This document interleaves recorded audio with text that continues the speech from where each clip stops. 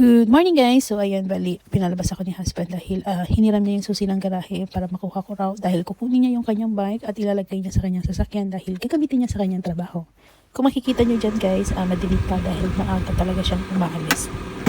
Since wala daw sila mapag-parkan sa kanilang trabaho, ipapark niya yung sasakyan niya doon sa kakilala niya malapit sa kanilang trabaho and then iiwan niya yung car niya doon at magbabike na lang siya going to sa kanyang trabaho. Kung mapapansin nyo guys, maririnig nyo yung hangin dahil sa gantong oras, sobrang mahangin at malamig talaga.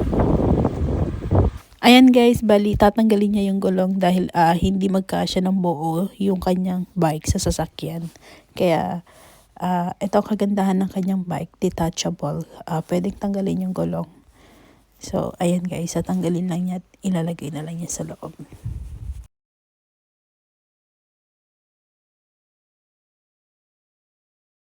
So, ayan na nga guys, at natapos na rin at nagkasya na rin yung kanyang bike sa loob ng kanyang sasakyan.